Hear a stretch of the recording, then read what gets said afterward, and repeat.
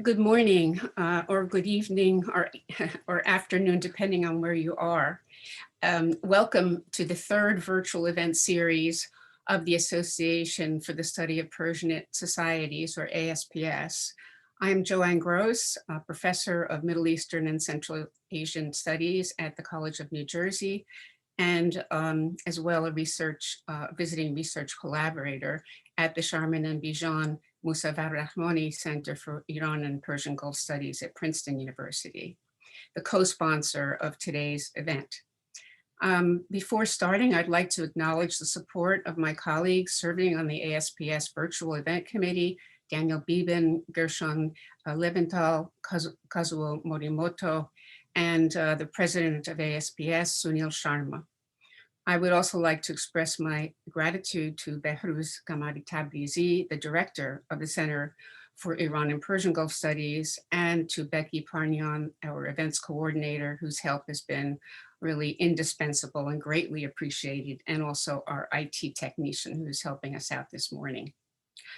Today's book launch brings together three scholars of Central Asian history, Scott Levi, James Pickett, and Waleed Ziad, who have published, or in Waleed Ziad's case, about to publish, groundbreaking books that inaugurate a new wave of scholarship on Central Asia.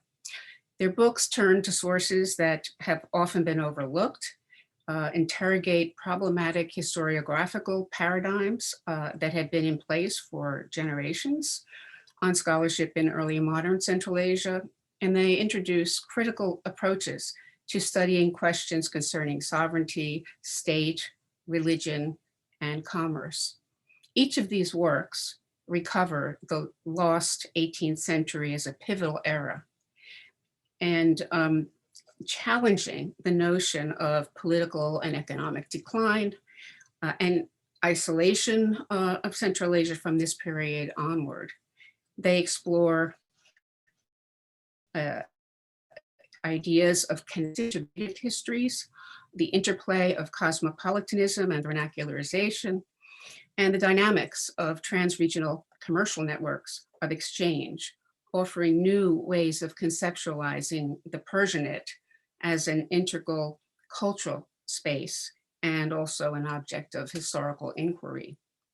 So just to share the organization of today's event, we'll begin with my brief introductions of each of the authors and then turn to the authors themselves to discuss their studies for 10 minutes each, after which I will pose some questions for discussion amongst the three.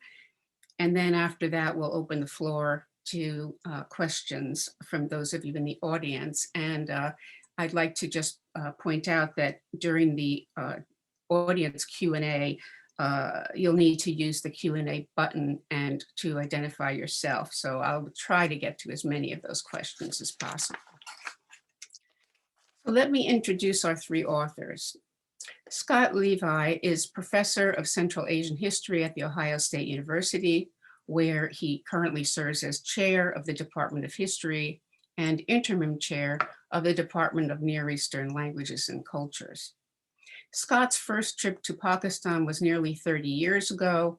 In 1991-92, he lived in Lahore as a participant in the Berkeley Urdu language program in Pakistan. It was while living in Pakistan that he developed an interest in South and Central Asian commercial linkages in the early modern era. And he pursued that in graduate school at the University of Wisconsin-Madison. And he produced two books, an edited volume and a number of essays on the subject. He followed that with a book on the rise and fall of the Central Asian Khanate of Kokand, and then most recently with the book that we're discussing today, The Bukharan Crisis, A Connected History of 18th Century Central Asia, published by Pittsburgh University Press. James Pickett is assistant professor of history at the University of Pittsburgh.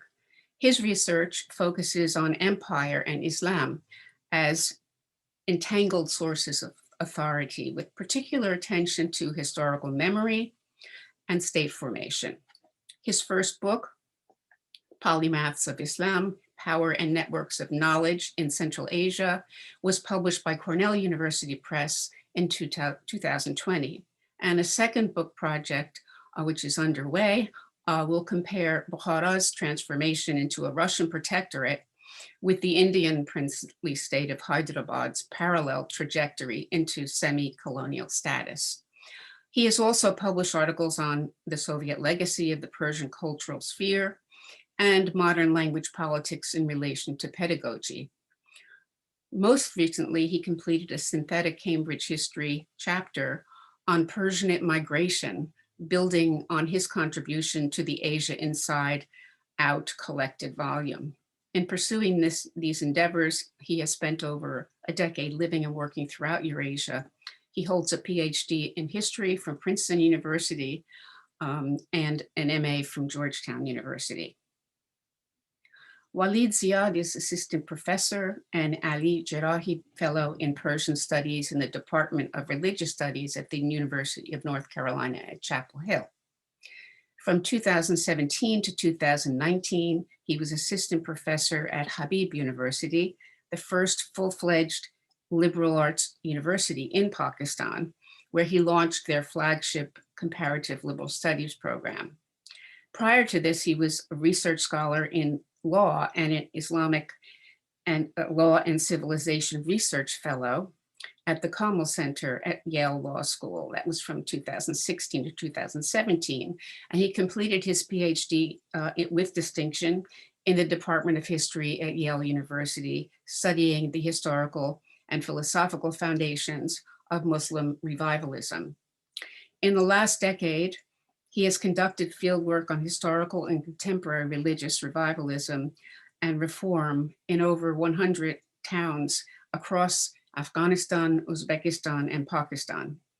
In line with his interest in religious institutions and politics, Waleed Ziad has also completed a monograph on a polity in late antiquity centered on a Hindu cave temple in the Afghanistan-Pakistan frontier, which is to be published by the American Numismatic Society.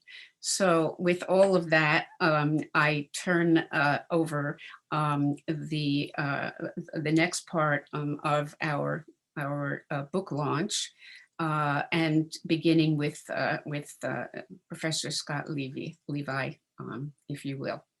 Thank you. Okay. Thank you very much for the generous introductions, Joanna. It's a real pleasure to be here.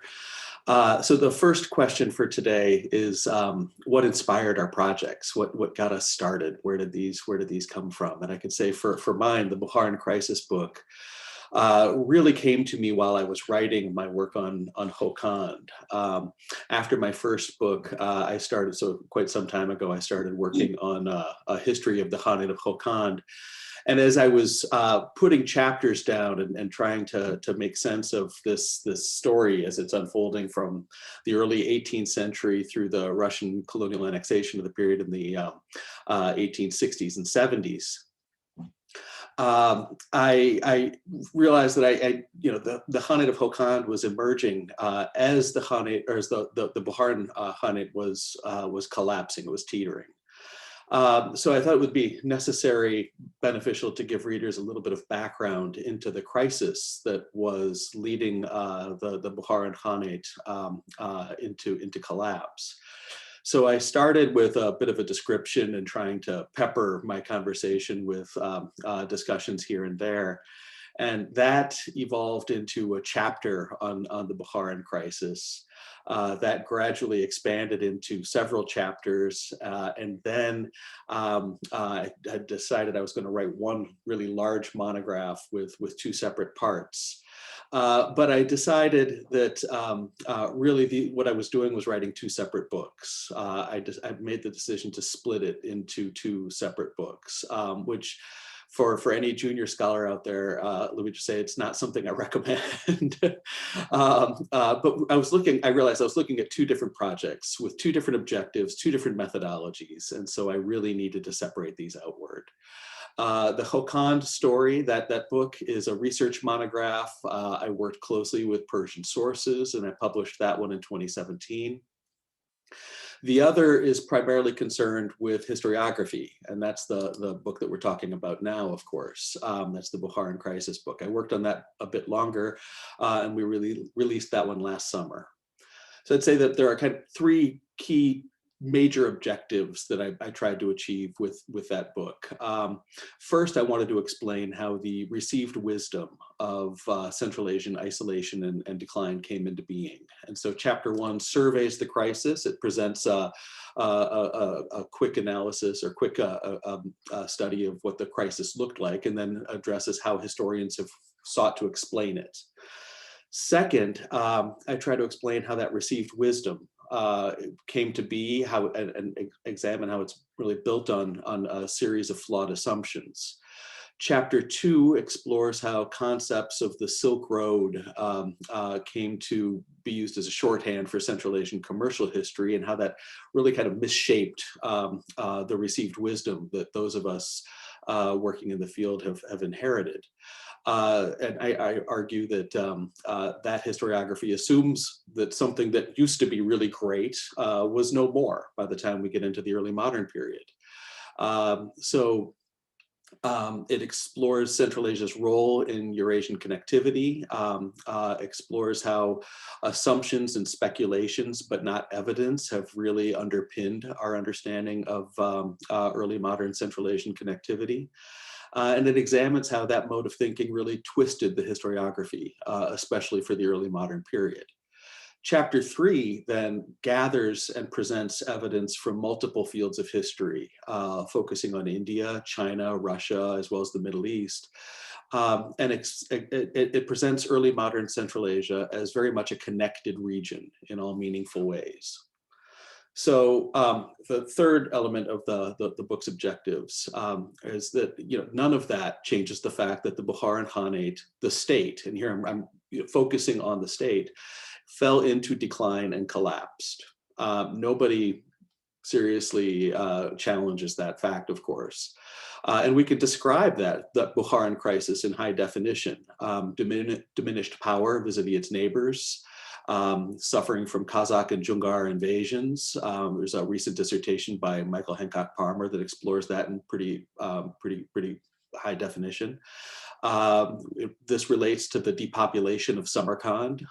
Timur Baisembiev studies that. We can talk about loss of legitimacy in the eyes of the Uzbek tribes. Robert McChesney, Ron Sela have both worked on that pretty extensively. And then it was brought to an end in the wake of Nadir Shah's invasion. So Wolfgang Holsworth has done some interesting work recently on that front. But my point is that we had come no closer to identifying the causal factors that underpinned that crisis. We can explore, or we can explain it, we can describe it, but we can't explain what caused it. So why did the crisis occur when it occurred and the way that it occurred? Those first 3 chapters set the conversation, the discussion for my most substantial chapter, chapter 4, in which I try and advance something really new and I hope innovative. That chapter lays out a braided combination of 5 factors that underpinned the Bukharan crisis. Some of these are related, some are not, some unfolded gradually, some explode more abruptly, but all of them converged in the first half of the 18th century to the great detriment of the Bukharan nobility and their state. And so that's, really, as by way of introduction, that's the project. That's where it came from and what I'm trying to achieve. So I'll pass the mic on.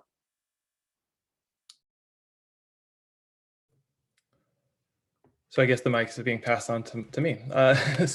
First of all, Joanne, thank you so much for that very kind, generous introduction. And thanks to the Association for the Study of Persian Societies for hosting this wonderful event.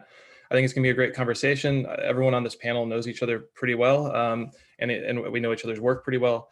One thing that Joanne didn't mention is she was an advisor on my dissertation. So she's quite familiar with the work. Scott, when I cold emailed him at the very beginning of my dissertation, was absolutely instrumental for making sure I could get connected to the right institutions in Uzbekistan to make the work possible. And Waleed and I have been comparing notes throughout our entire dissertation projects, exchanging sources, bouncing ideas off each other. So this is so I think that we'll have a lot to say to each other in this forum. So the question of how I started down this road. Well, there just so happens to be someone. So I went to a small undergraduate college in the Midwest. Just so happens that Adib Khalid teaches there. He's in the audience right now. And so as an undergraduate, I got interested in Soviet Islam when I was studying Russian. But the more I learned about Central Asia, the more I came to fully appreciate how murky our understanding of everything before the Soviet period was. And increasingly, I got interested in this cadre of Islamic scholars, which are referenced in almost any work on Central Asia, but often in a very vague way. And sometimes it's sort of a residual category almost compared to whatever the author's topic of interest is. And as I started and there have been no monographs about the ulama or Islamic scholars in Central Asia for any time period. And so as I started to examine this group more closely, I would have, even things like a spreadsheet. And I'd say, okay, so is this person, as I was going through the sources, is this person a member of the ulama, or is he a member of a Sufi order? What's his identity? Is he a Tajik or an Uzbek? Very, in retrospect, very naive things to be asking.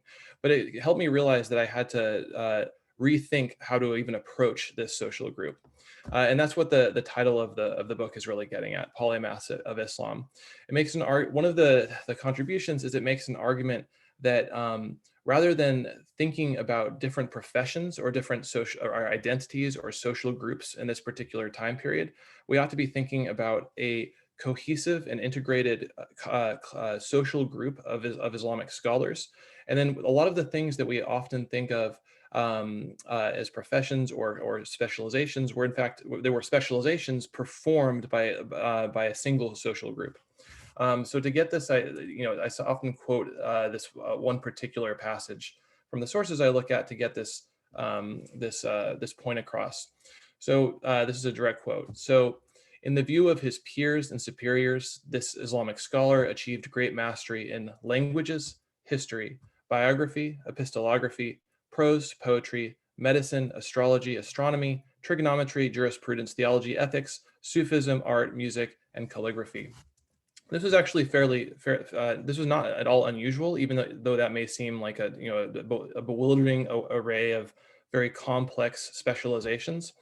But the issue is that so this brings me to another argument presented in the book, which is that oftentimes I think that we're primed to view the different social groups associated with each of those forms of knowledge, because we're often reading through one particular genre. So for instance, if you read biographical dictionaries of the poets, you're going to see poets. If you read biographical dictionaries of Sufis, you're going to see Sufis.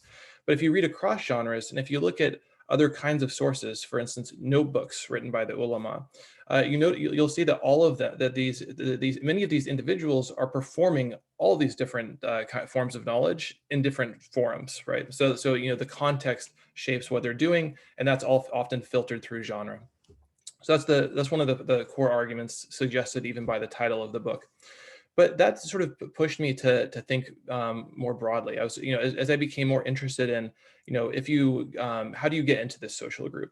If you go and spend 10 to 15 years of your life studying extremely complex sciences in a Bukharan madrasa, what can you do with that skill set, with those forms of knowledge, and where can you actualize those forms of knowledge by transforming them into power?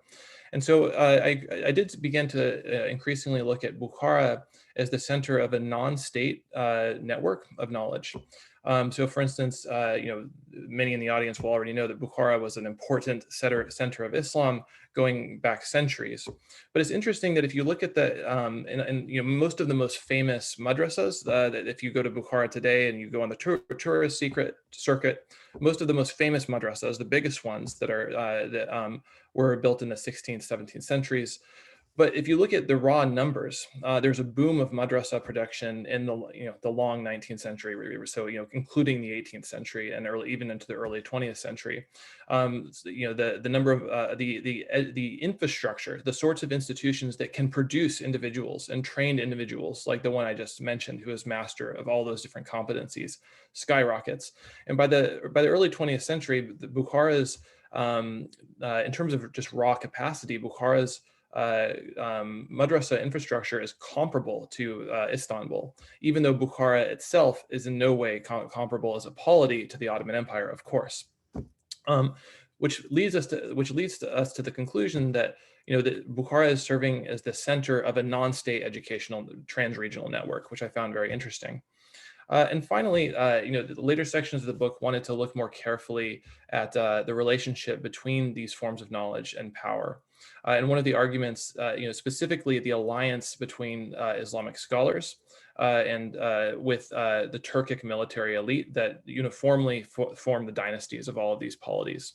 And it makes the argument that even to the end, because their power rested outside the state, there was a certain tension and even suspicion between Islamic scholars and Turkic military elite.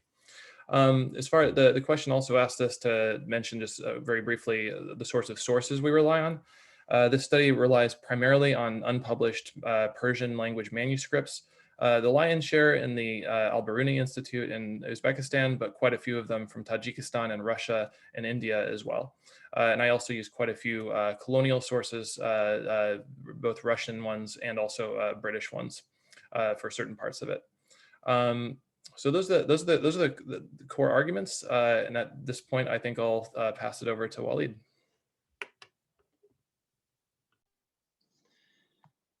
So it's an absolute pleasure to be here with friends, each of whom have been so important in my own scholarly development. James, you put it really well. And thank you so much, Joanne, for taking the lead on this. This was an unexpected project, and it never ceases to surprise me, even though now that the book is complete, more angles reveal themselves, and sometimes I wish I had not drawn it to a close. It started with an unknown biography of a forgotten 18th, 19th century Naqshbandi Sufi of Peshawar and Bukhara, Fazl Ahmad Masumi.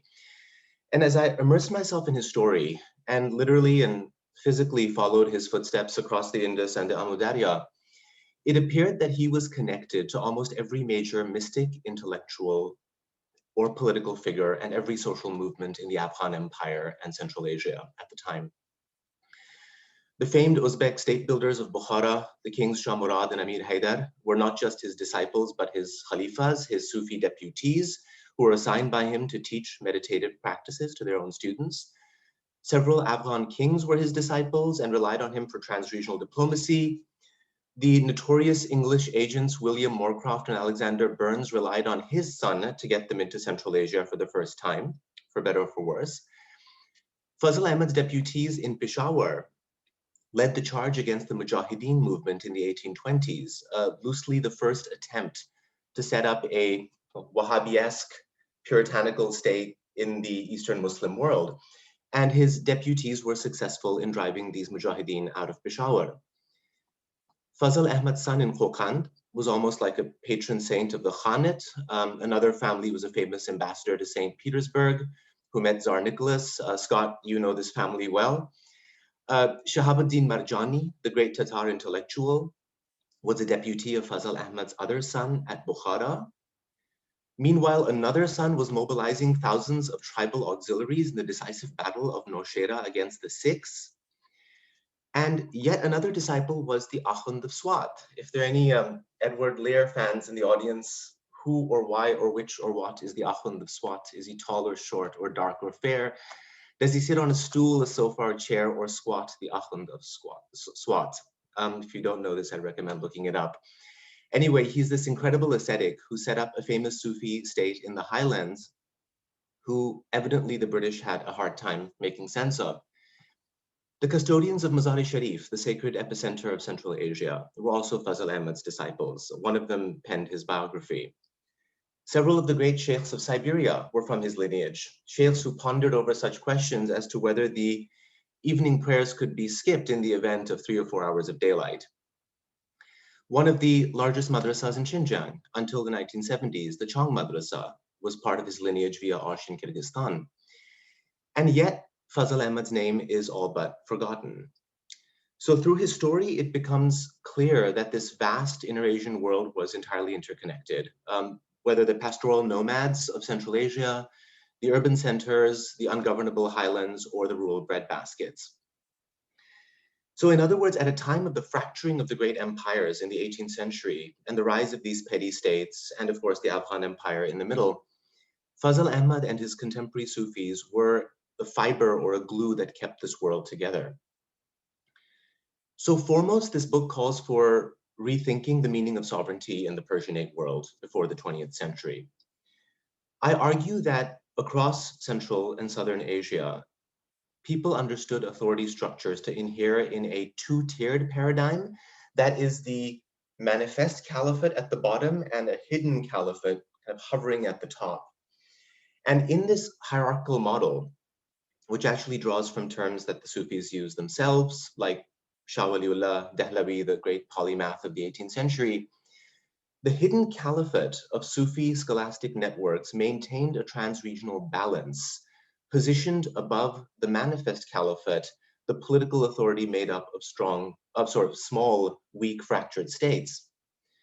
Ultimately, of course, this suggests that sovereignty should not be viewed simply as a state enterprise or from the point of view of rulers, governors, bureaucrats, but rather from the vantage point of Sufi scholastic communities. And if there was to be a casualty in this book, it's the great game narratives. Our favorite fanciful notions of this whole region as an underdeveloped, isolated, and dangerous periphery brought to us by such favorites as Richard Burton, Alexander Burns, and others. It's almost humorous that we're still hanging on to these notions despite the turn in post-colonial studies. And here I think Scott's book marks the maturation of this field as he synthesizes a whole body of works masterfully that have a different starting point, which means we're beginning to shed some of this baggage. Now, in my story, the political decentralization of the 18th and 19th centuries actually gives rise to these non-state networks that then spur intellectual productivity, connectivity, and even commercial growth. And at the center of all of this is the Afghan Empire. So a lot of this is about recentering the Afghan imperial moment and to understand its significance, something actually which Scott and James have both done.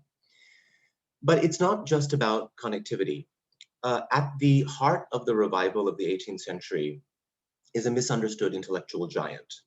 And that's Sheikh Ahmad Sirhindi, who lived a century earlier and was known as the Mujaddid or the reviver of the second millennium of Islam, whose Mujaddidi Sufi order dominated Central Asia. I know, James, many of your protagonists are part of this order, if not the majority, right? And it was the most extensive Muslim network until the 20th century. What I'm trying to do is to rethink the connection between Sirhindi's new cosmology, his rearticulation of the relationship between Sufism and Sharia, his groundbreaking work on mystical physiology that's actually subtle centers on the metaphysical human frame, which through meditation allowed for travel to and from the divine.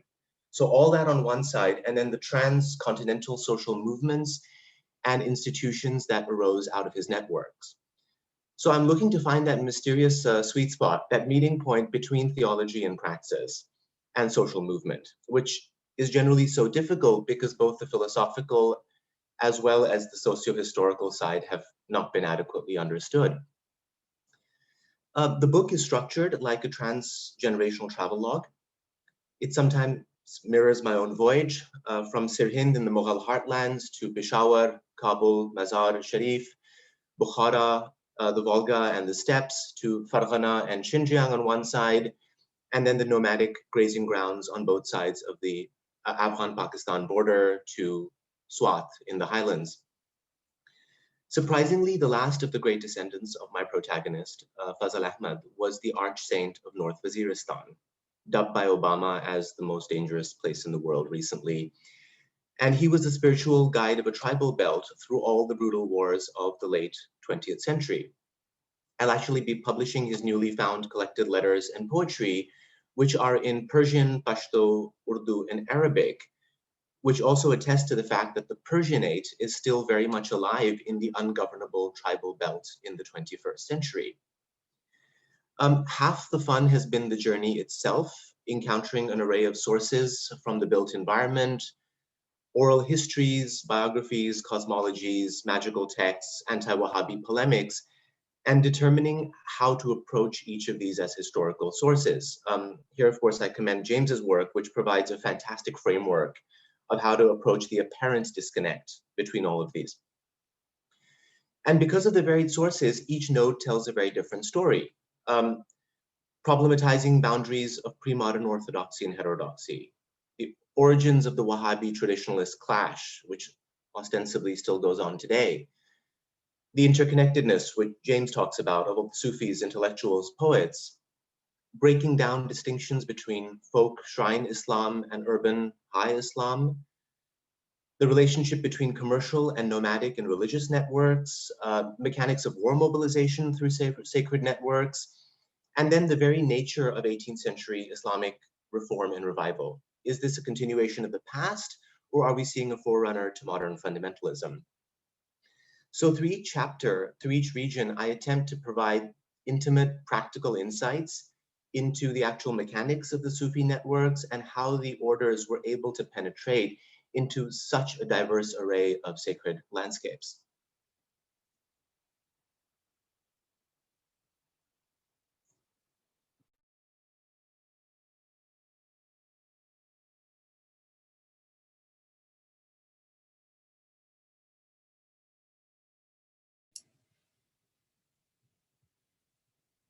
Thank you all. I think that we have gained a lot just listening to what has inspired you and the kinds of questions that you've been dealing with in your works.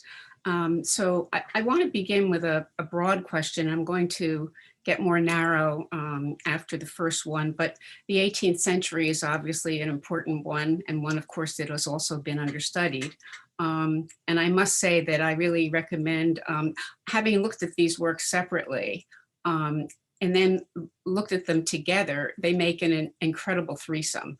And really, to see the three together brings together so many different aspects. But my question is, does the 18th century, from a political, religious, or intellectual lens, represent a substantial departure from the previous centuries? And are there discernible changes in each of these domains? I mean, I'm throwing that question out to all of you, and respond as you will.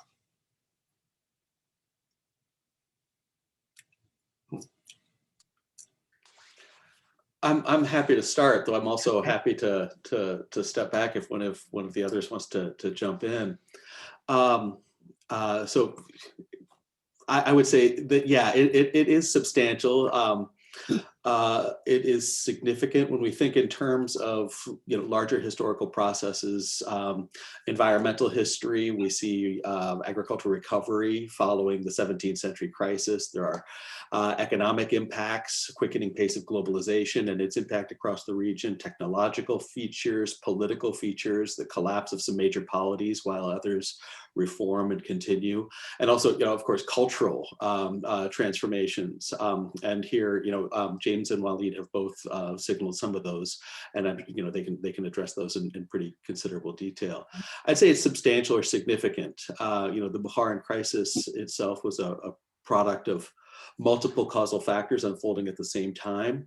So I would say, yeah, these converging in the first half of the 18th century, that's pretty significant. That said, I suppose the next question, Joanne, would be, does this constitute some sort of a revolution, signaling an abrupt and radical change in the social fabric? And here, honestly, I think I would have to say no. And I'm open. I would be happy to open that for debate, but I think that's taking it too far. Mm-hmm. Thank you. Yeah. So I would start by saying that, especially in the intellectual and cultural sphere, I see a lot of continuity, over a much earlier time period for what I'm looking at. So I don't necessarily think that there's other questions you could ask, other ways you could do a study where you could start it for earlier. I mean, there's tremendous continuity across the entire early modern period and beyond.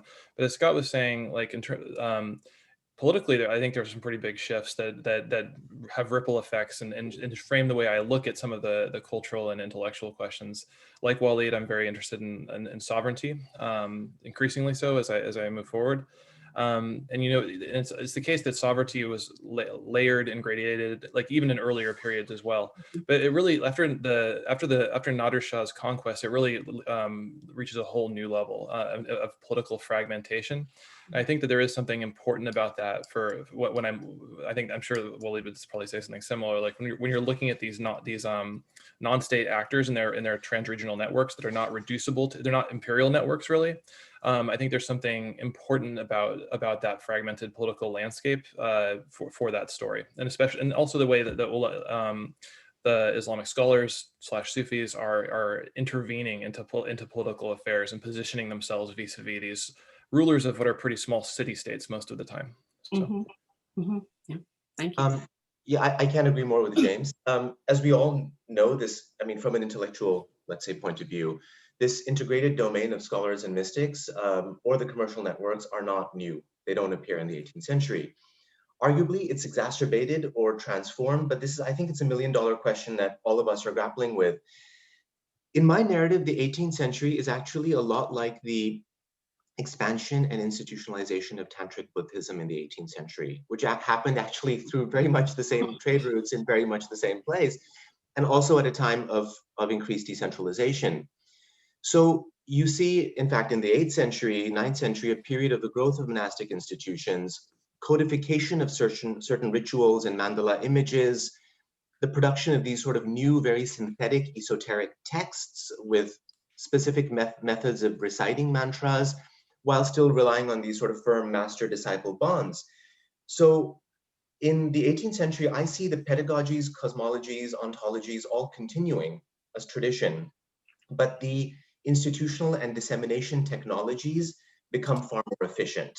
You have people who are now doing translation work between different meditative practices, between different ways of actually energizing subtle centers in the body, trying to find out ways in which Sufism and Sharia can work together. That said, I'm also hoping that this kind of hidden manifest caliphate paradigm can be considered in other times to see how much it actually resonates and how much of a change happens here. And then with regards to the 18th century and political structures, here, I mean, Scott's work is I think really it's the hammer blow, where it's when you look at this kind of 50-year change that's happening across the Persianate zone. Nader Shah builds his great empire, collapses. He has new ideas of sovereignty and new ideas of becoming this universal king who bridges Sunnism and Shiism, and then it all breaks apart.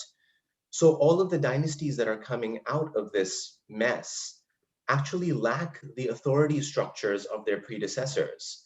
There's a huge void in an idea of authority, and this is why in the late 18th century, you'll find even in the interstitial spaces, often Sufis and ulema who are chosen to be the political leaders when a political vacuum actually hits. So there's a whole sequence of different roles that they end up playing as a result of this rupture of the mid-18th century. Of course, this is a question we can keep discussing for probably the next hour, but I'm going to move on to a question that I'm going to actually direct specifically to James and Waleed and give a little background to the question, because James, you described the ulama of Bukhara as, quote, consummate polymaths, unquote, comprising this trans-regional cosmopolitan social group that's found throughout the Persianate cosmopolis, who, quote, lived and breathed the same Persian literature, unquote, during the longer, what you call the longer 19th century. And you find the ulama of Bukhara to be high Persianate intellectuals who combined their competencies, as you described, Sufis, jurists, poets, calligraphers, occultists, and so on, united by this canon of texts and a shared regional network. And you say that they, quote, challenged conventional differentiations between Sufis and ulama as separate communities, unquote. And you also state that 19th century Sufi communities, quote, ceased functioning as discrete, exclusive entities, unquote, and that Sufism was a major pursuit of the ulama of Bukhara. Waleed, in your study of the Mujaddidi Sufis, you show, similar to James' ulama, that the Mujaddidi Sufis had multiple functions and competencies, and that they were Sufi saints, scholars, popular poets, jurists, even political leaders. you don't consider the term Sufi and Alim as, quote, denoting different classes, but rather specializations within a single class of scholar mystics, unquote. So my question to both of you is, are the polymath ulama of Bukhara and the Mujaddidi Sufis of Khorasan, Transaxiana, and Hindustan of the same social group? And if not, how are we to understand what you, James, refer to as the many guises of the ulama, and what you, Waleed, refer to as Mujaddidis, as having these different forms of technical expertise, but whose binding agent was Sirhindi? I find this fascinating, you know, in the relationship between your two studies. So Sorry, I mean, I'll see if Waleed has a different answer, but no, I think we're absolutely talking about the same thing, and I think that what Waleed's phrasing is a slightly different version of what I'm saying. Also, you know, as in, you know, think of it like we can sort of think of it this way. Look through the biographies of the sorts of people that Waleed's writing about. Can you know, these are people who are actually a member of an order or a Sufi community, yes, as opposed to someone who's just visiting the shrine or something like that. Like, do any of them lack a madrasa education? Are any of them completely unknowledgeable in the scriptures or Sharia? Like, I guess no. And similarly, like, you know, by the 19th century, not only is everyone, like, by some or another definition, all of the Islamic scholars are members of you know, are Sufi in some respect, and not only that, they're pretty much all, as far as I can tell, Mujaddidis. But it's completely you know, taken over, and it's not mutually exclusive with other lineages either, right? It's just kind of like gathers them all. And you know, it's even like you know, for instance, like the Hanukkahs. Like, oftentimes there's a Hanukkah, like a Sufi lodge next to a madrasa. It's not like they stop studying Sharia in the Hanukkah once they're done with their madrasa. They keep on doing it. Like these like I think that these my argument is that this differentiation. So if you read the sources, right, they will say like, they'll make like comments like the Sufis and the ulama as though they're separate groups. You see that quite often.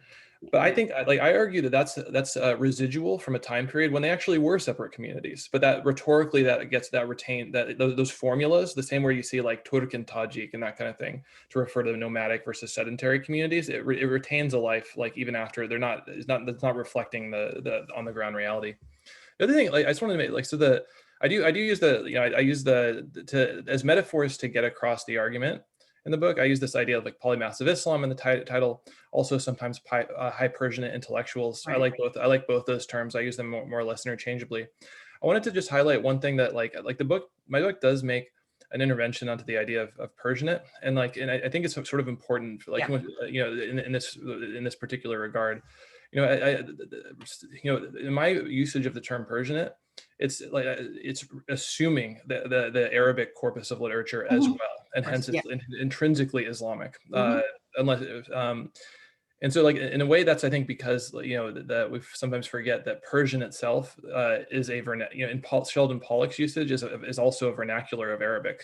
Like, it's assuming all of those symbols and cultural forms, and which is just to say that these, you know, yes, I like the term high Persian intellectuals. Just we ought to remember that they're spending their entire madrasa education learning Arabic and interacting with Arabic texts. So it's that at the same time, which is one of the reasons I think this does relate to the question. I think that one of the reasons that these Naqshbandi types are really the same group, because they're also interacting with a multilingual corpus as well. But okay, so that's yeah. Okay. So I'll be curious what Waleed says, though.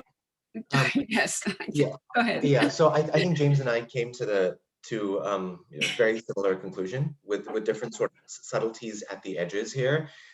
They're entirely the same social group. In fact, I argue that unless we actually see them as this integrated Persianate class, we actually fail to recognize not just the authority and the functions, but the way in which they localize. So, for example, or vernacularize. So how pastoral nomads who migrate annually from Bukhara to the Indus with a very different cosmology are able to adapt their transregional knowledge system and their pre-existing idea of sacred and poetic traditions and mythologies to this Persianate space. So, and we don't really understand that until we see them as a single community. And then with regards to Sirhindi, I see that he's a key to understanding the resilience and flexibility of this class. It's an Al-Ghazalian moment, what Sirhindi is bringing here. So it's forging this theoretical framework that translates different Sufi pedagogies, that brings on the same page the so-called ecstatic and sober manifestations of the sacred path, this ontological codependency of Sufism and Sharia in a way that actually goes beyond Ibn Arabi and Simnani, who are really arguing for something quite similar. It's a good code book that allows for the exchange. Now, one element that I would add to what James is saying, I agree that the community is the same, but the specializations and functions have a distinction. And there's a chapter in my book about Amir Haydar and his really interesting relationship with his sheikh, his Sufi sheikh, Fazl Ahmad, and also with his Sufi sheikh's deputee, a jurist and theologian who runs this huge college in Peshawar, whose name is Hafiz Daraz, Daraz meaning tall. He was very tall, apparently. And what's very fascinating here is, so you have a sequence of letters between the king and his Sufi interlocutor, his Sufi sheikh, and his jurist theologian interlocutor. And very, very different personalities come across. So vis-a-vis the Sufi, he is training to be a Sufi disciple of his Sufi guide. The Sufi guide tells him off occasionally that he's not doing his, in fact, at one stage he says, I'm going to withdraw my spiritual attention from you because you're not doing your homework. He's saying this to the king. On the other hand, vis-a-vis the, oh yes, and when there are letters between the Sufi and the king, again, the Sufis also study theology, right? But between the Sufi and the king that relate to juristic matters, the Sufi will turn around and say, ask the jurist this question, whether this is allowed or not. Vis-a-vis the jurist, when the king has his responses, you see a very different dynamic in which the king is trying to express his own excellence in medicine, in jurisprudence, in theology, in jurisprudence, but not in the Sufi sciences, not in the meditative sciences. So there is a very clear distinction, even though all of these people are trained in the various sciences, between the specializations, and each specialization will defer to another specialization within that broader community when required. Mm-hmm. And the final point I'll make is there are people who are outside of this community. When George Foster goes to Kabul and stays at a Hanukkah and gets high with a bunch of random dervishes, that's not really part of this broader community. There's some connectivity, but most of the people who James and I talk about would not really consider these people really official members of this high Persianate class. I can add something to that really. One really more comment. I think it helps really specific because it drives home the point that I think we're both making. I mean, I have a section in my book where someone who is a member of a Sufi order is also teaching Amir Haydar about Sharia, and Amir Haydar is deferring to him. He's also, again, he's a member of a Sufi order also, but in that context, he's one of the jurists that Waleed's indicating. Maybe he's the jurist that they're indicating in your letters. Well, it's fascinating. It seems to me that the whole subject deserves a separate venue in and of itself. My next question is for Scott. You direct a fair amount of attention, of critical attention, to the notion of the Silk Road, which looms very large, of course, in terms of the historiography. And you even include a chapter titled Silk Roads, Real and Imagined, and then another chapter titled The Early Modern Silk Road.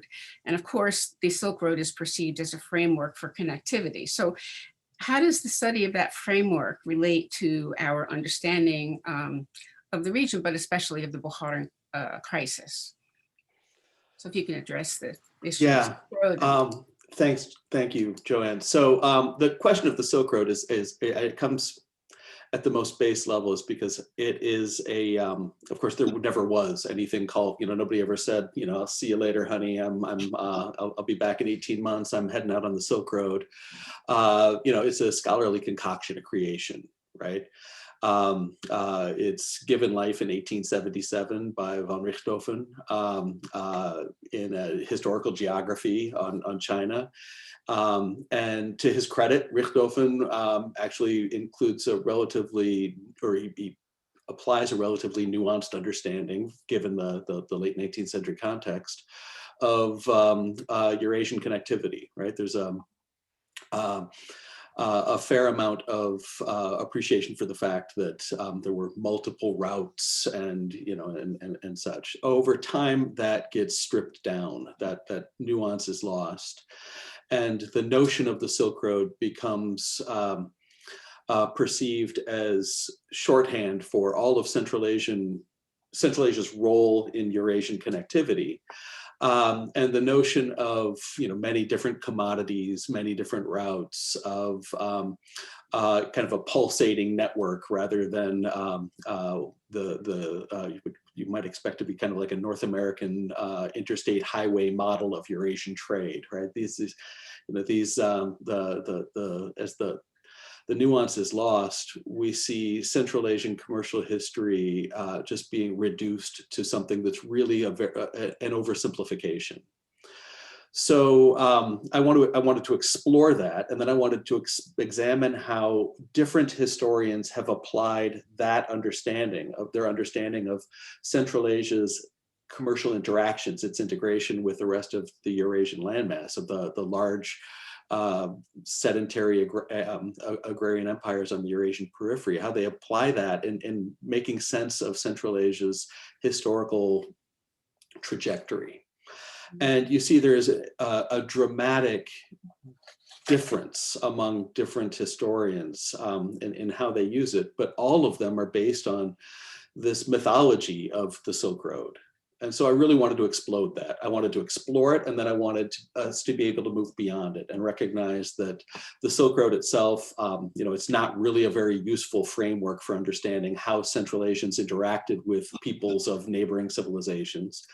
And I wanted to examine the many different ways that Central Asians were integrated with the rest of the Eurasian landmass. So really complicate that and appreciate the fact that, there are, of course, there are the short distance peddlers, but there are merchant diasporas, such as I've worked on in the past. There are military garrisons. There are long-term traders. There are state interests. There are all sorts of different groups. And of course, the one that's arguably the most important and the least represented are the pastoral nomads themselves. Yeah. Right, which extraordinarily important, and I'm looking forward to directing some of my own attention toward that question in the not too distant future. So really trying to get a more comprehensive understanding of how Central Asians were involved. Mm-hmm. The whole model for, if we go back to the 1990s, and this is something I'm examining in the first chapter, the whole model for Central Asia's isolation is the idea that Central Asia's commercial integration existed primarily to link China with the West, mm-hmm. and then to a smaller extent, India, right?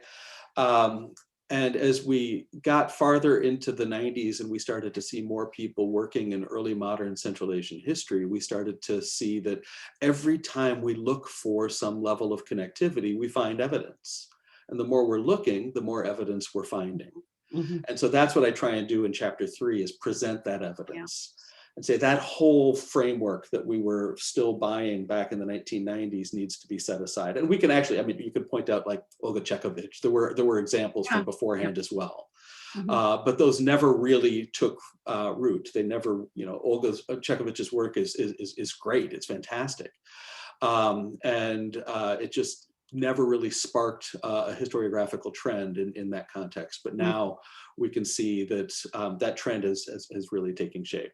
Yeah, absolutely. And I think that, it's marvelous to see how you're building on the work as well of Stephen Dale and others earlier. And right.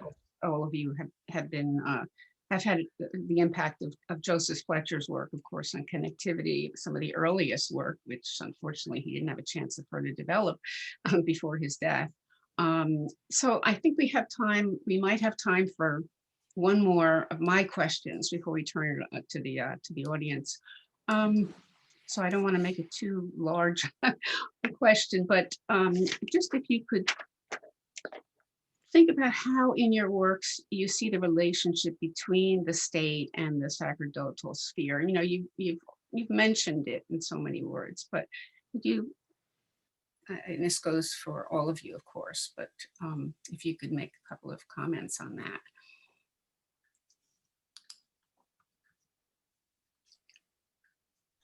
I'm happy to start. Okay. So, so in the book, I do posit a distinction between the Turkic nobility and Islamic scholars on the other.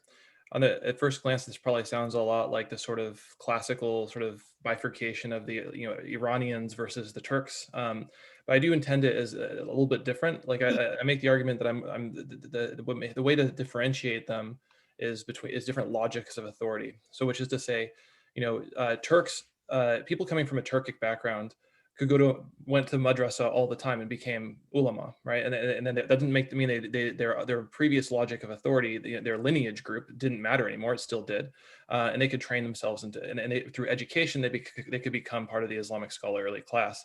However, the reverse is not true, as in no amount of training can make you part of a particular tribe that justifies your position of authority in these different city states.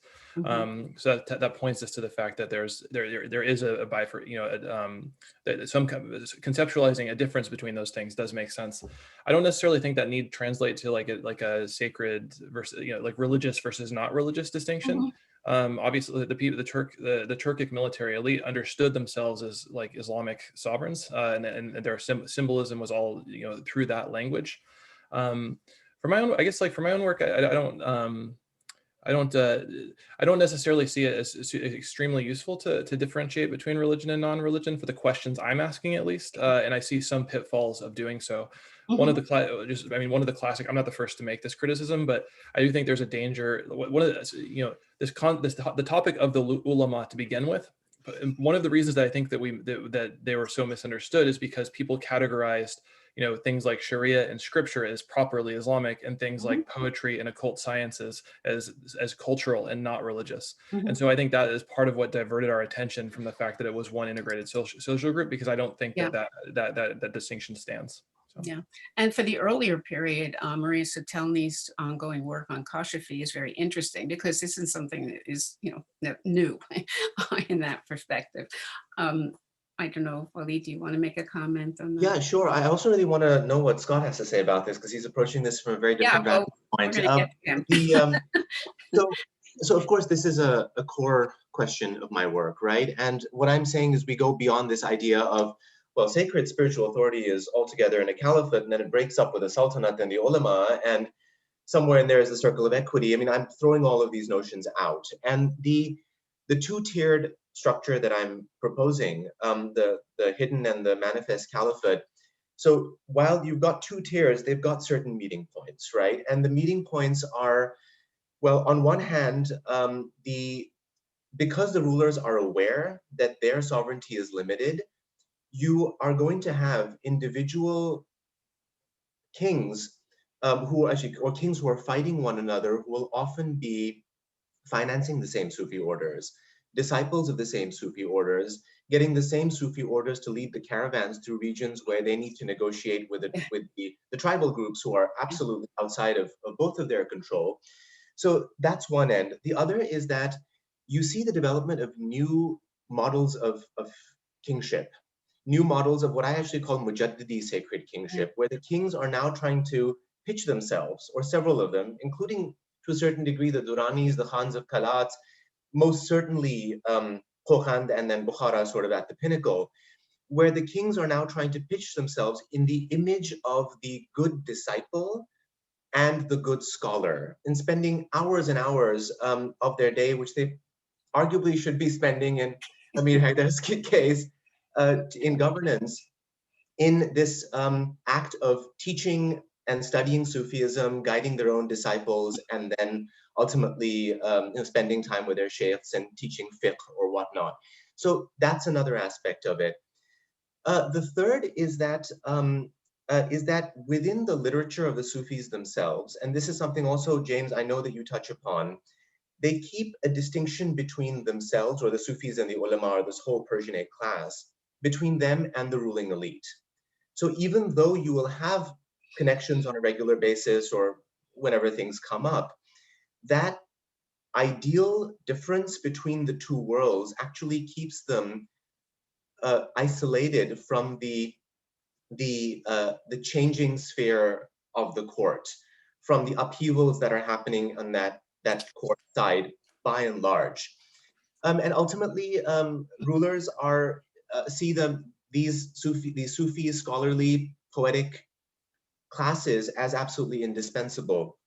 The one point that I really want to make here is, in the past, there has been this assumption that because this whole group of people are generally very big on the Sharia, therefore their relationship with the state is to get the state to implement some sort of code of Sharia.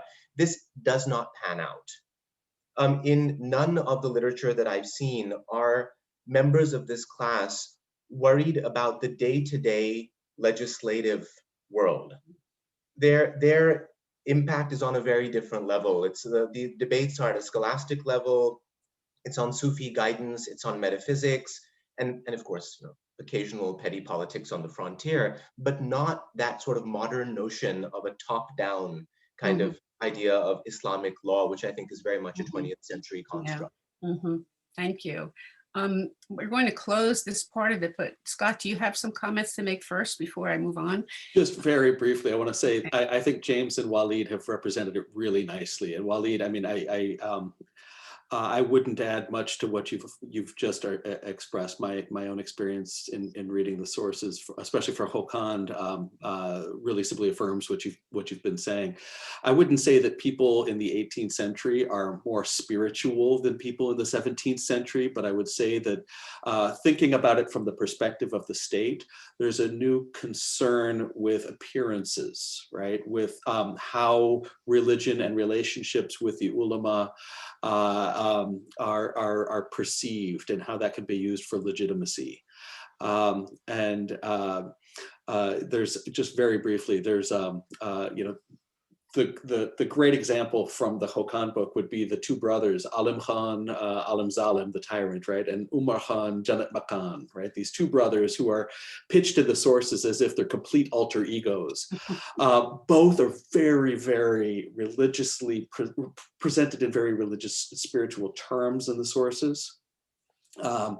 Alim Khan's, their nephew, Muhammad Hakim Khan, wrote in the Muntakhab al-Tawarikh, so we've got a real good primary source there to get access to their lives. You know, really distinct ways in which they experienced religion, but it's very clear how they were both really trying to outwardly present themselves as supporters and patrons of spiritual interests. I'll stop with that so we can get to some questions, because the stories about those two guys are great. Yeah, I mean, we could go on. Yeah, we but could. we can't. So we're going to open to the floor, and I've asked, and I'll say that once more, that if you have a question or comment, to please put it into the Q&A and identify yourself. So we'll start with the first question that's been posted by Gulchehra Sultanova. And the question is to Waleed, and I'm looking at my other screen, so I apologize for that, to read them. Actually, I'll pull it over here.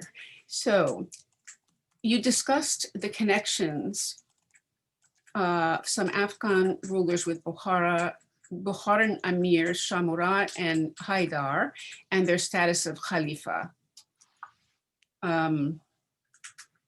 Where did this go? I'm sorry.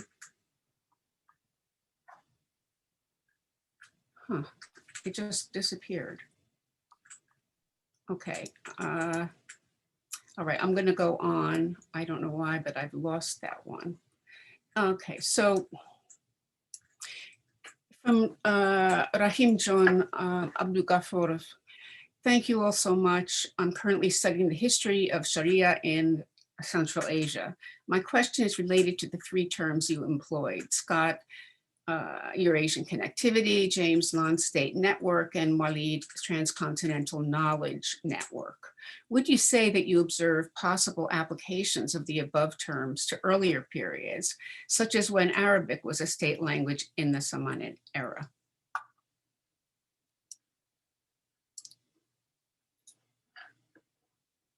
And I see we've covered the other question. Thank you. So you want to start with that? I just say very simply, absolutely. In fact, I was even, some of my methodology was inspired by studies of earlier eras. So yeah, I don't think that they're, yeah, I think it would probably be pretty hard to, to try and, quantify and Yeah. compare connectivity, right? So I think that absolutely, and there have been like studies like that as well. So.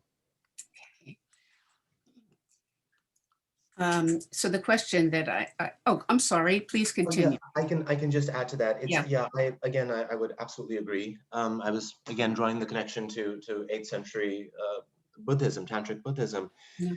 And so we can absolutely do that for the Samanid era. I think one of the questions, one of the issues that arise is that at different stages, we look at different sources which represent these connections and communities in very different ways. So we sort of assume that we're going in between, let's say just from the intellectual vantage point, right? And this is a question that I think is still really unanswered, partly because social history we really have not had enough of a chance to actually go into depth in other periods. But the idea is that at certain stages, you've got, let's say, a breakdown of certain sciences like Sufi sciences, or a distinction between the ulama and Sufis, then it sort of comes together at various stages with various kind of figures who bring all of this thing together and create that kind of trans-regional knowledge networks and knowledge economies.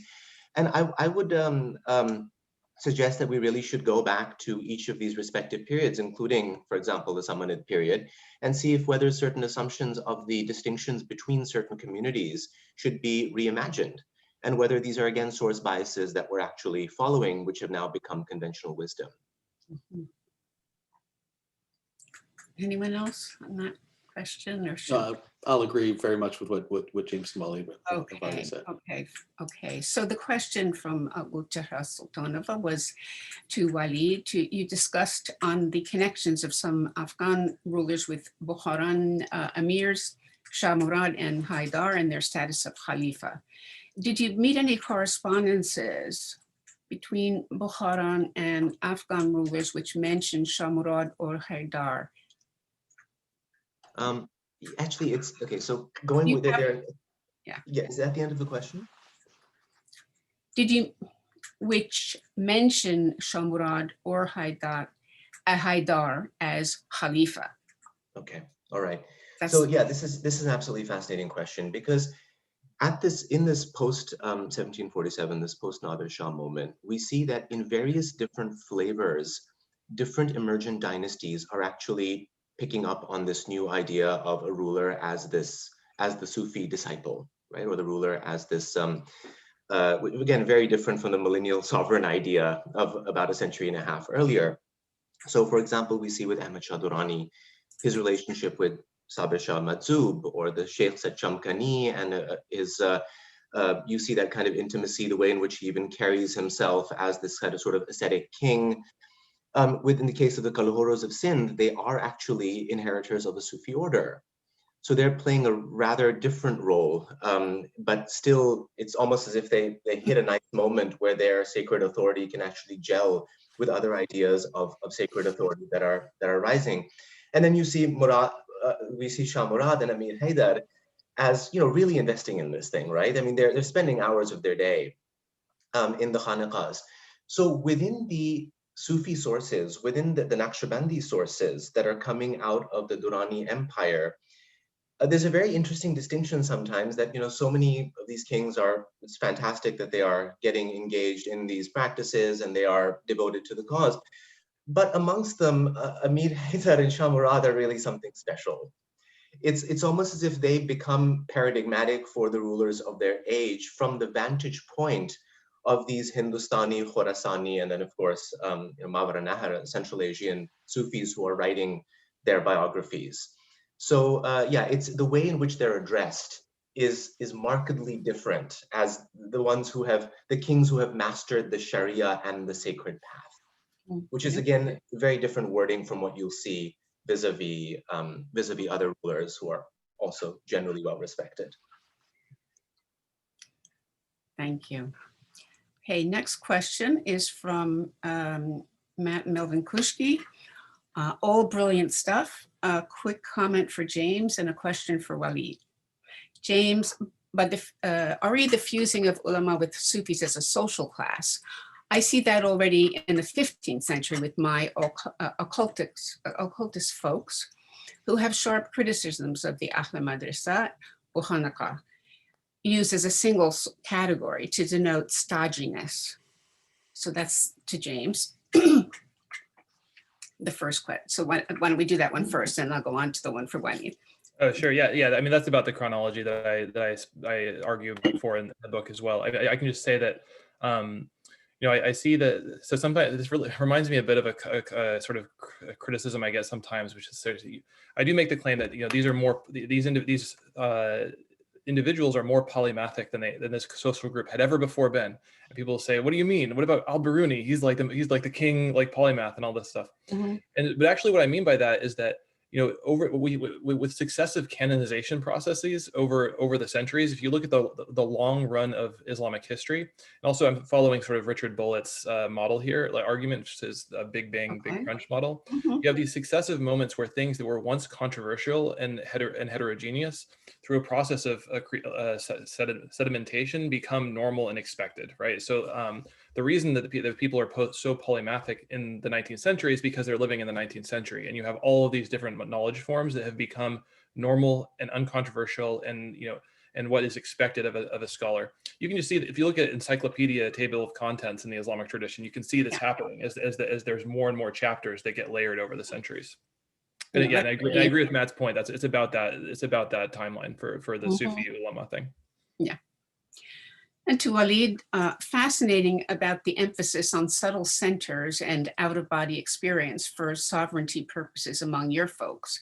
Since there's a similar emphasis in much of Islamic philosophy generally, and Illuminationism specifically, however, particularly in the Safavid and Mughal context, do you see an epistemological shift here too? Or is it a matter of old philosophical wine in new political vessels? Matt, I'm not entirely sure I understand your question, but it's really well worded. I really like it. Joanne, can you read the last bit of it again? Yes. So the question is about politics and the subtle centers? It's about, well, he begins talking about the subtle centers and out-of-body experiences for sovereignty purposes. Yeah.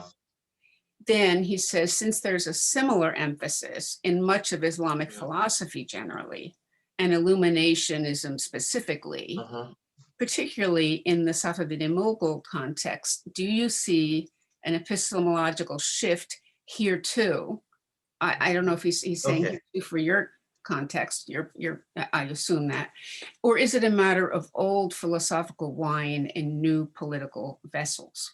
Okay, so I would see the relationship between, let's say, the ilm al-lataif, the science of the subtle centers, and the whole sort of cosmological and epistemological framework that underlies that. I would actually not see the relationship, a direct relationship to sovereignty here, or at least to sovereignty at the state level.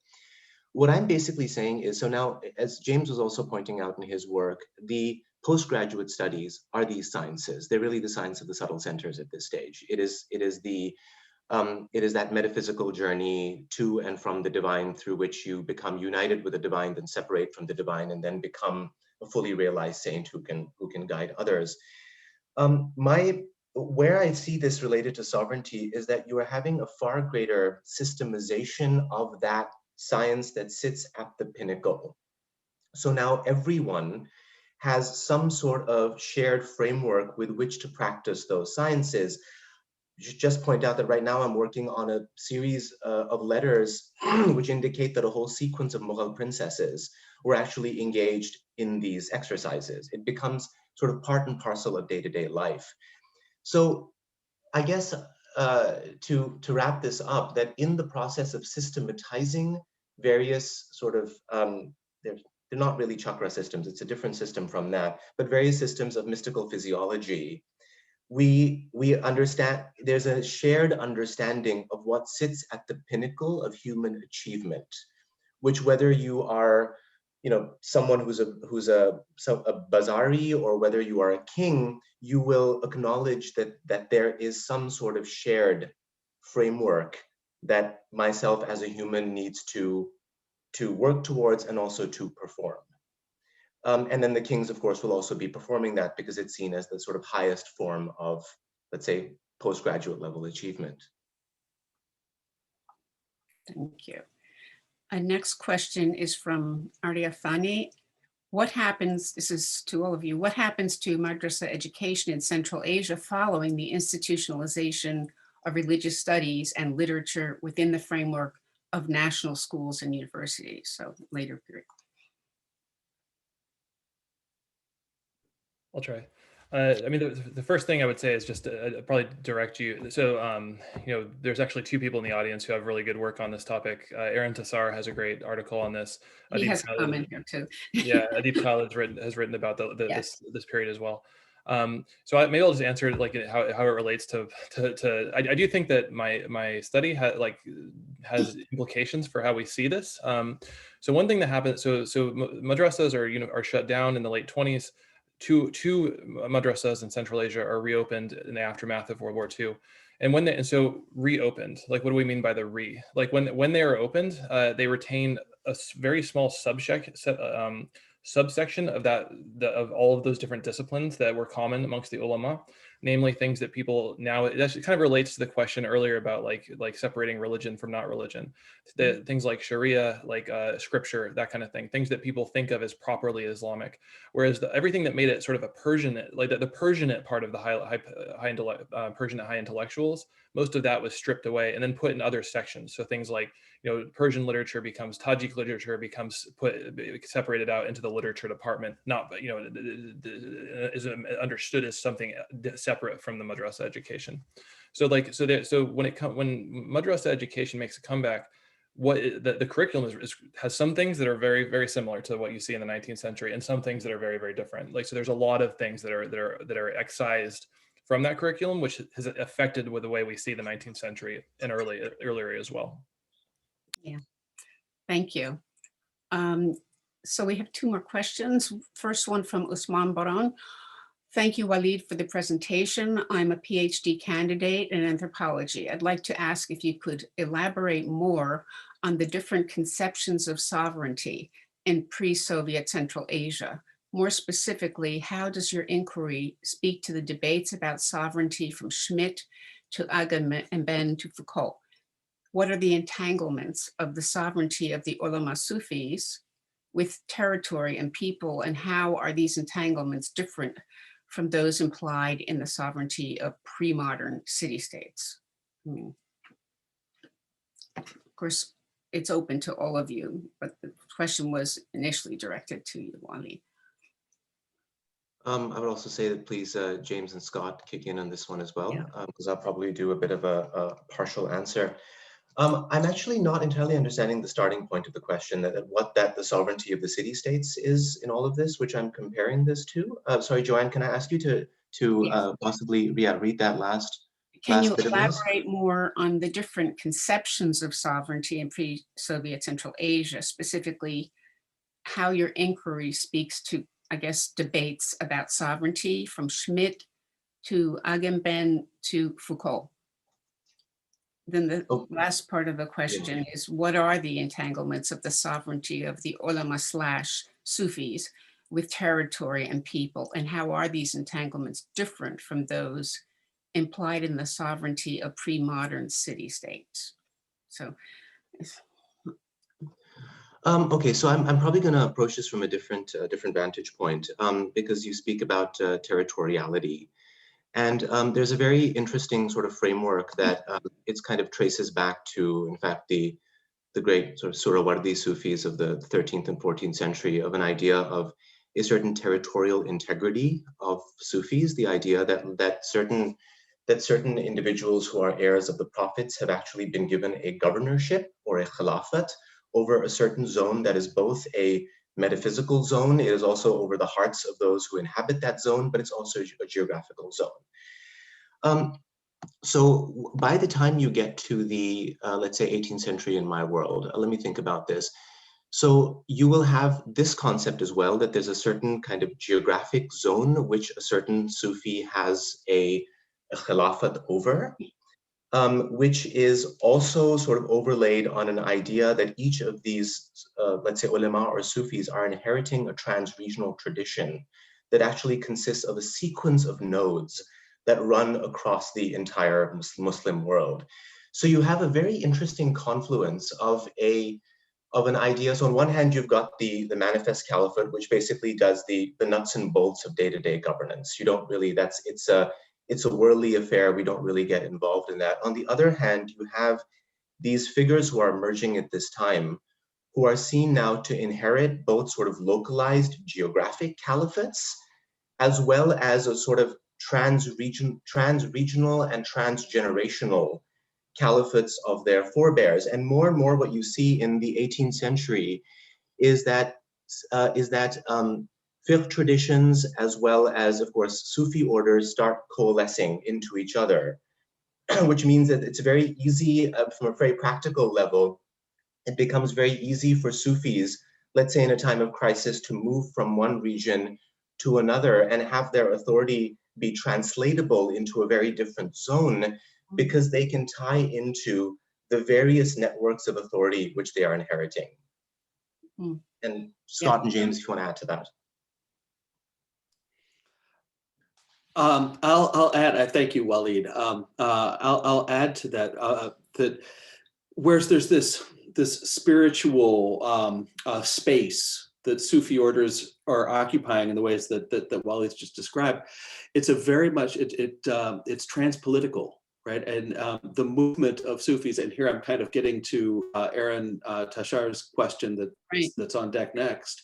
The movement of these Sufis and their the legitimacy, the power, their leadership that they offer, that's extraordinarily valuable as a commodity, as a political commodity as well. Right, and so when the interface between the religious order and the political order, this is where the rubber really meets the road, is trying to be able to create an environment in which these Sufi orders feel comfortable putting down roots, where you're able to attract them, and then this goes back to our earlier discussion as well. The political legitimacy that goes with them then rests with that state. That's part of that. If I could just transition into Aaron's question, is that okay, Joanne? Do you mind if I jump into the next one? That would be great. Do you want me to read that next question then from Aaron? Yeah, please do, and then I'll just continue on, so everybody can follow. Two more questions. I hope we have time for them. First, for James and Waleed, is the ecstatic a residual category? And for Scott, is there your question is an analog to soft power in the foreign relations of Bukhara and Turkan? Thanks for a wonderful event. Yeah, so that's that soft power. My experience is it's very much, it's not entirely, but it's very much the leadership of the Sufi orders who are navigating that soft power between these various polities. Sherzad Khan Mahmudov has done some really interesting work in that area, and I had the pleasure of working with him as a postdoc, and so he and I explored that pretty closely.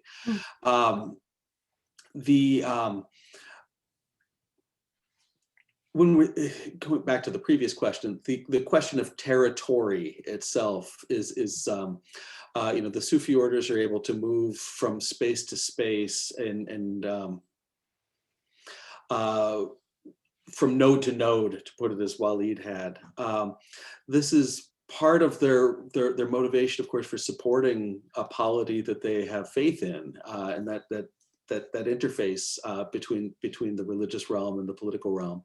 Part of why they were so enthusiastically supportive of Khokhand, as Khokhand was extending its control from just the Fergana Valley at the very end of the 18th century for the next 4 decades outward, southward into what is today Tajikistan, into the Pamirs, and northward into what is today Kyrgyzstan and Kazakhstan, up into the steppe. So that interface is extraordinarily important for understanding the relationship between Sufi orders and the state, the relationship between one state and another state, and the role that these Sufi orders would play in relationships between the two. And I'll stop there. Yeah, it's fascinating. James, do you want to make a comment, or should I move to the last question? You mean the ecstatic question? Yeah. Okay. Yes. Yes. Oh, that was your question. I guess. And Waleed, sorry. Go ahead. On the ecstatic question, I think I'm more interested to see what of course. what Waleed would say about this. Oh, okay. I can confess to Aaron that I think I used maybe the term like, drawing on religious studies literature, but I did more casually than anything else. I think it is worth interrogating, but I haven't interrogated it until just now when I was for prompted to think about it. No, the comment I just have to add to all of that with the sovereignty question is I think that sovereignty is a great term to signal the sorts of questions you're going to be asking, but then we should very quickly pivot and start being a lot more specific, because even the way sovereignty with the ulama and the Sufis versus sovereignty of the pre-modern city-states, there was a huge number of ways that there are a huge number of sort of ideologically inflected claims and symbols that we might in English characterize as sovereignty that certainly overlapped. It didn't always go in the same direction, and so very, very quickly so actually I think that would be my comment there, is just it's a great term to use and then really quickly disaggregate, because I think the answer looks very differently depending on where we're looking. But yeah, the ecstatic question, I'll be curious what Waleed has to say about that. So. It's yours. Thanks, James. No, the ecstatic is not a residual category at this time, and it's a really, really important question. So one of the things that our protagonists are doing at this time, this whole class, and in respect to them being followers of a sequence of Sufi orders, with the Mujaddidi order being very prominent there, is they have a very particular understanding of the sacred path. And this, again, it goes back not just Sirhindi, it's an earlier sort of Naqshbandi and Kubrawi ideas that go into this. And of course, Ibn Arabi is anyway, I don't want to get into that. But the general idea, to sum it up, is that within your sacred path, you go through a period in which you experience the unity of existence, wahdat al-wujud, in which you can see no differentiation between yourself and the creator. So in other words, you're sort of going up towards God, and then you enter into this moment of ecstasy where there is actually no differentiation. And to cut a very long story short, what Sirhindi and others are basically saying is there are stages beyond that where you realize that is a subjective experience. So you are supposed to go through ecstasy. It's part and parcel. It's called lesser sainthood. It's part and parcel of your path. And where this gets really fascinating is that by the time the 18th and 19th century rolls around, and I've written there's a chapter on this, you get these handbooks which literally tell you how to get to lesser sainthood, what you expect once you get there. You can do that in 3 cycles of 40-day retreats, and then how you can expect to actually get beyond that and to take care of all of the challenges which that ecstatic state, which you will most certainly go through, whether you are Shah Murad or someone else in the street, that what you can actually do with that. So in effect, what's happening is, now whether you believe in that system or not is a different matter altogether. But in effect, from a social point of view, what's happening is that the world of the ecstatic Sufis is now becoming part and parcel of the, I hate to use the word orthodoxy here because it's such a problematic word, but let me use it.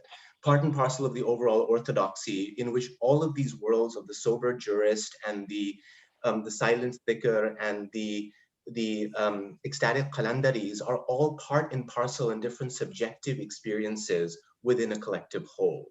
So you can imagine what kind of impact that actually has on creating a sort of fabric that can unite the Ghiyasuddin Badakhshiya of Badakhshan with, let's say your scholastic enterprises in Kabul, and why the two are actually intimately connected.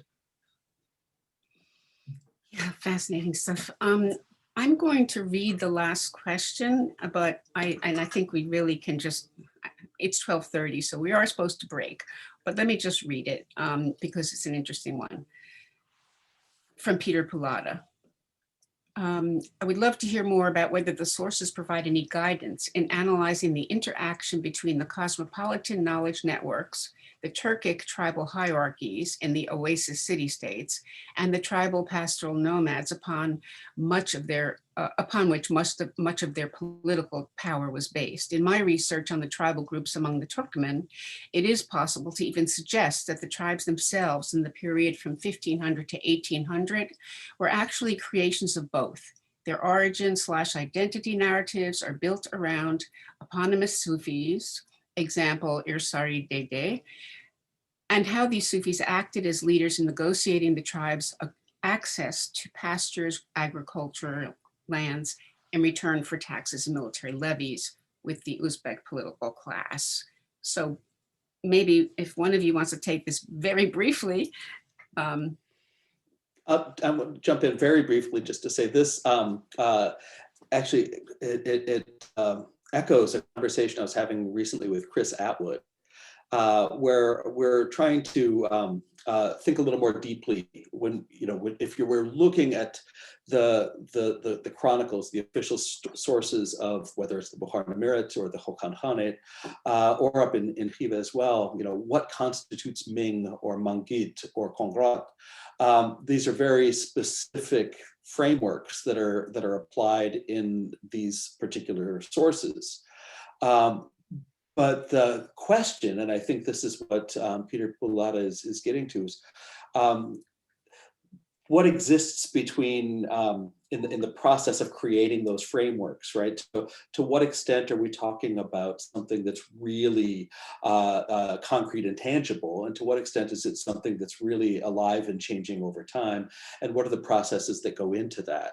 Obviously, I mean, I'm predisposed to, or my preference is to think about it in a little more flexible framework, such as Peter is suggesting here. I'll stop there and pass the mic over. Yeah, thank you.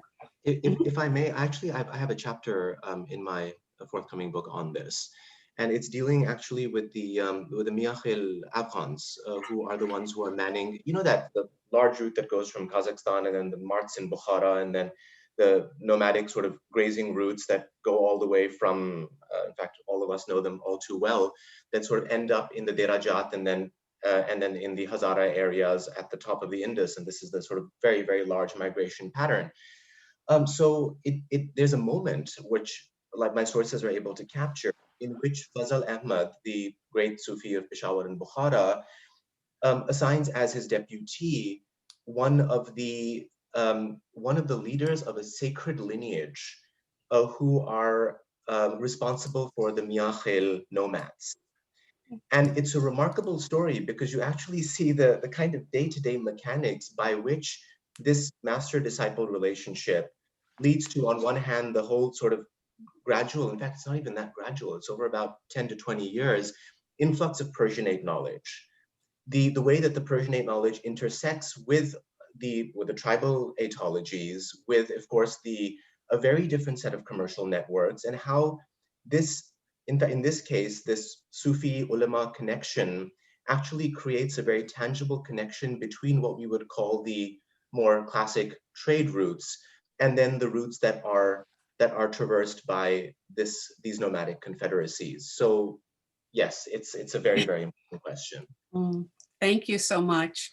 Well, first, let me thank the three of you for just a extremely stimulating discussion. I also, again, want to thank